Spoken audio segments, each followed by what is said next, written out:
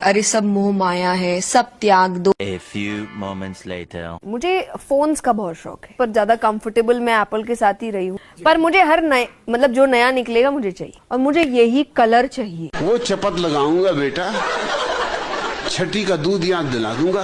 भगवान के नाम का उपयोग करता है, अच्छा धंधा है। करीब 40 साल मैंने भिक्षा मांग करके खाया है। मैं लोगों के घर में भिक्षा मांग करके खाता था।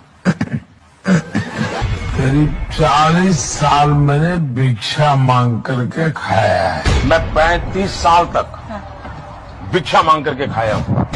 मैं 35 साल तक।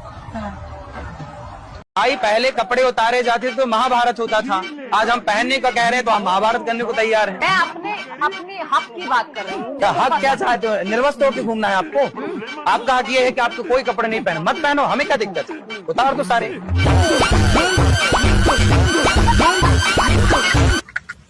मैं बिहार से आया हूँ। आया हूँ कि आई हूँ? आई हूँ। लोगों की दोस्ती अक्सर बड़ी यूनिक होती है, बड़ा टॉक्सिक रिलेशन होता है आपको अपने दोस्तों के साथ, है ना। उन्हीं में रहना भी है, पसंद भी नहीं आ रहे हैं, मूड भी खराब हो रहा है इनकी वजह से, पर इनके बिना चलता भी नहीं है। करे तो करे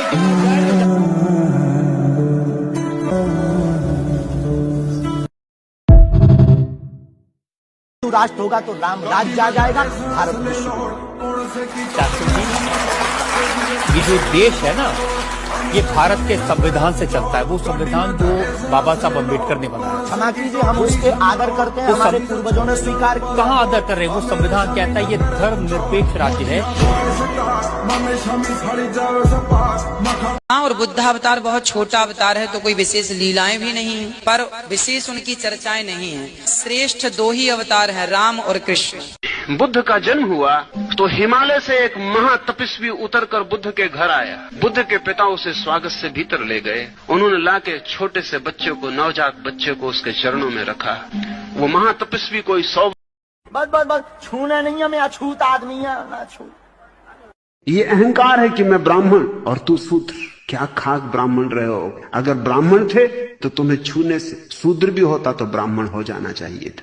ये क्या बात हुई कि शूद्र ब्राह्मण को छुए तो ब्राह्मण अपवित्र हो जाए? होना तो ये चाहिए कि शूद्र पवित्र हो जाए। ये क्या ब्राह्मण? मरना सबको है, पर कोई गंगा के किनारे मरेगा तो वो मरेगा नहीं, मोक्ष पाएगा। पाप तुम करो, गंगा में डुबकी लगाओ और पाप हल हो जाए, तब तो पाप करने में बुराई ही कहाँ रही। सिर्फ गंगा तक आने जाने का श्रम। तो जो गंगा के किनारे रह रहे हैं उनका तो कहना ही क्या।